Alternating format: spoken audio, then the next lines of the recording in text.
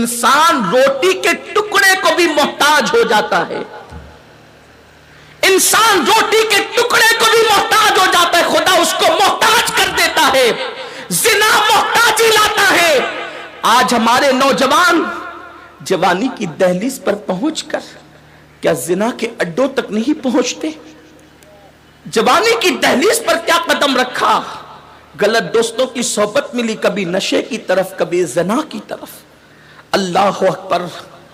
یہاں تک فرمایا میرے آقا صلی اللہ علیہ وآلہ وسلم نے کہ زنا کرنے والا آج نہیں تو کل اگر وہ توبہ نہ کرے وہ روٹی کے ٹکڑے ٹکڑے کو محتاج کر دیا جائے گا. اور آپ نے بڑے بڑے بادشاہوں کی زندگی نہیں پڑھی جن کے تخت و تاج کا حال یہ تھا کہ جن کے دور حکومت میں لوگ کہتے تھے سورج غروب نہیں ہوتا، بعض ممالک میں غروب ہوتا تھا تو دوسروں میں نکل جاتا تھا. جن کی حکومتوں کا حال یہ تھا جب ان کی زندگی کے آخری لمحات آئے تو زنا اور بدکاری کی بنیاد پر وہ اس منزل پر پہنچے کہ جیل کے سلاخوں کے پیچھے ان کو اپنی زندگی گزارنی پڑی اور وہ روٹی کے ٹکڑوں کو محتاج ہو گئے. یہ نہ سمجھنا کہ اللہ نے جوانی دی ہے تو موج مستی کرے، اللہ نے جوانی دی ہے تو جو جی میں آئے کرے. اللہ نے جوانی دے کر چھوڑ نہیں دیا. ہر چیز کا ایک بار حساب ہو رہا ہے قیامت میں، اور جوانی کا 2 مرتبہ ہو رہا ہے. جس جوانی کا حساب اللہ نے جوانی ایک بار دے کر 2 بار حساب لینا ہے، اس جوانی کو کتنی احتیاط سے گزارنا ہوگا. میرے آقا فرماتے تیسری نحوست زانی کو یہ پہنچتی ہے کہ اللہ اس کی عمر کو گھٹا دیتا ہے.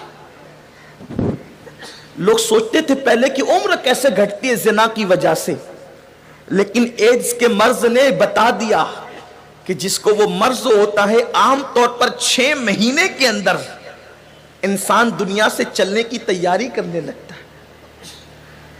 میں نے اپنی اس زندگی میں اس عمر میں اتنی عمر میں 35 سالہ عمر میں 2 مریضوں کو ایڈز کے مریضوں کو دیکھا. میں نے ان کو اس حالت میں مرتے دیکھا کہ جب وہ قے کرتے تھے تو ان کے منہ سے پاخانہ نکلتا تھا.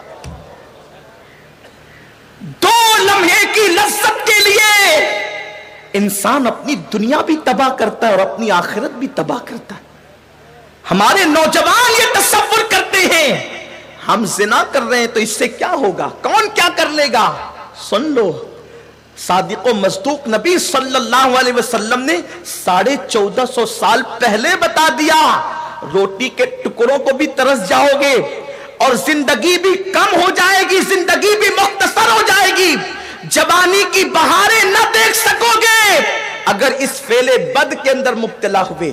اور میرے آقا صلی اللہ علیہ وسلم نے تو یہاں تک فرمایا، ذرا دل پر ہاتھ رکھ کر لرزتے ہوئے دل سے میرے آقا کا یہ فرمان سن لے.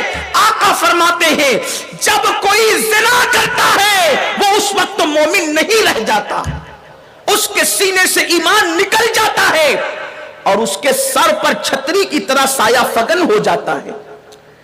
اگر اسی حالت میں اس کا انتقال ہو جائے تو وہ اللہ کی رحمت سے محروم کر دیا جاتا. بلکہ قیامت کے دن تو اللہ زانیوں پر نگاہ رحمت بھی نہیں فرمائے گا. اور آقا کریم صلی اللہ علیہ وآلہ وسلم فرماتے اللہ نے شرابیوں پر جنت کی خوشبو بھی حرام کی ہے اور جنت کی نعمتیں بھی حرام کی ہے.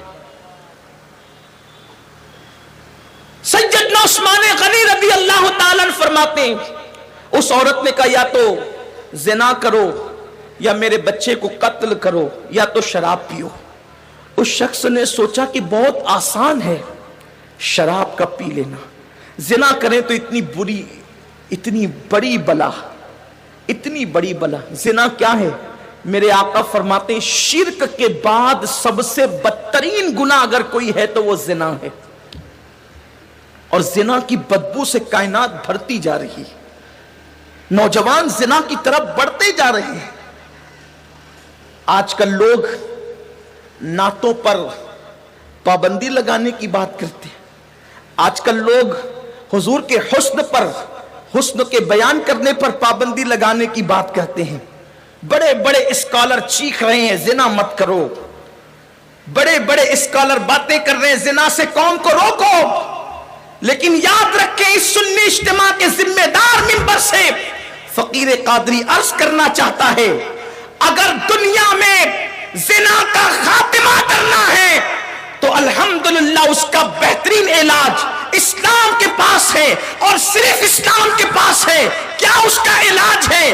انسان کی نگاہ کسی کا حسن دیکھتی ہے اور حسن دیکھ کر پھر بہتتی ہے، نتیجتاً انسان زنا تک پہنچتا ہے۔ کسی نے کہا ہے کہ لوہے کو لوہا کاٹتا ہے، حسن کی بنیاد پر زنا کے اڈے آباد ہو رہے ہیں، حسن کی بنیاد پر انسان زناؤں کے دلدل میں گھستا جا رہا ہے، دستا جا رہا ہے۔ تو کیوں نہ ایسا ہو اس فانی حسن سے لوگوں کو بچانے کے لیے مدینے والے مصطفیٰ کے حسن کا عادی بنا دیا جائے۔ جب لوگوں کو مصطفیٰ پیارے کا حسن نصیب ہو جائے گا، آنکھوں میں مدینے کے جلوے بس جائیں گے، انسان بستر پہ ہوگا مگر آنکھوں میں آمنہ کے لال کا جلوہ بستا ہوگا۔ ارے جس نے بلال کو کعبے کی چھت پہ عطا کر دیا، بلال کو کعبے کی چھت پہ کھڑا کر دیا، جس نے ابو بکر کو یہ کہنے پہ مجبور کیا، صدیق کہتے ہیں یا رسول اللہ میری تمنا تو یہ ہے آنکھیں میری ہو اور جلوہ تمہارا ہو، میں آپ کو تکتا ہی رہوں۔ آخر وہ حسن کیسا ہوگا؟ وہ حسن کیسا ہوگا؟ گار میں دیکھنے والا، گھر میں دیکھنے والا، بازار میں دیکھنے والا یہ تمنا کرتا ہے حضور، تمنا یہ ہے کہ آنکھیں میری ہو اور چہرہ آپ کا ہو۔ اور میرے نبی کی شان یہ ہے جس نے مانگا اس کو دیا اور اپنی شان کے مطابق دیا، اس لیے کہ وہ تو دینے ہی آئے تھے۔ اور میرے امام کہتے ہیں میرے کریم سے گر قطرہ کسی نے مانگا دریا بہا دیے ہیں، دربے بہا دیے۔ خاص طور پہ سنیں، صدیق اکبر نے کہا نگاہیں میری ہو چہرہ آپ کا ہو۔ حضور نے کیسا دیا؟ آج بھی صدیق اکبر حضور کے قدموں میں سو رہے ہیں، اور حضور کے مزار جہاں میرے آقا کا سینہ اقدس ہے، میرے آقا کا جہاں سینہ ہے وہاں صدیق کا سر ہے۔ گویا کہ پہلا مزار میرے نبی کا ہے، دوسرا مزار سیدنا ابو بکر صدیق کا ہے۔ اور جب کسی کو دفن کیا جاتا ہے تو اسلامی رواج کے مطابق اس کا رخ کعبے کی طرف کیا جاتا ہے، تو گویا کہ کعبہ اس طرف ہے، حضور کا پہلا مزار کعبے سے پہلے یعنی بالکل کعبے کی طرف، اس کے بعد دوسرا مزار صدیق کا، تو اب صدیق کا چہرہ کدھر ہوا؟ کعبے کی طرف، یعنی کعبے سے پہلے کدھر ہوا؟ رسول اللہ کی طرف۔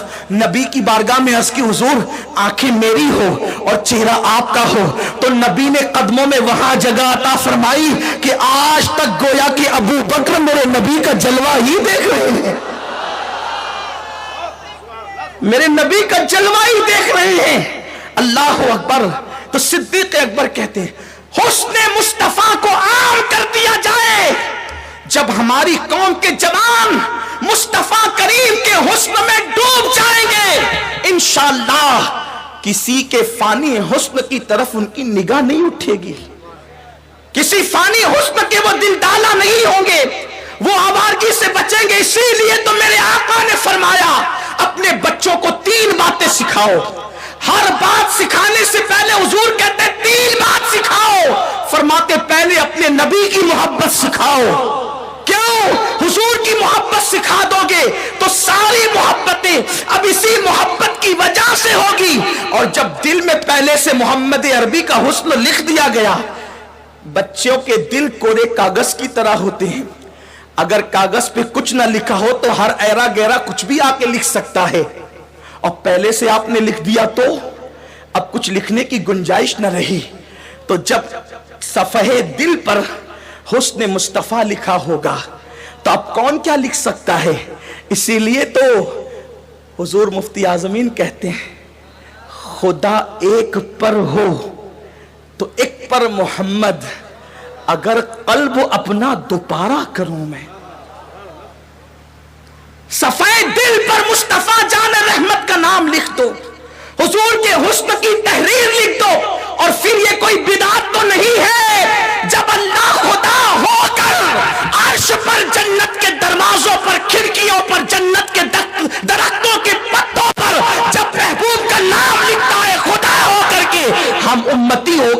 ताज़े दिल पे मुस्तफा करीम का नाम लिखा तो आखिर ये कौन सी बुरी बात है। और खुदा की कसम जिस दिल के अंदर उनका नाम हो, तो मेरे इमाम कहते हैं, ये अगरचे शेर मनकबत का है लेकिन मैं उसको नात में पढ़ रहा हूं, दिल पे कंधा हो तेरा नाम कि वो दुष्टे रजीम, दिल पे कंधा हो तेरा नाम कि वो दुष्टे रजीम, उल्टे ही पांव फिरे देख के तोगरा तेरा।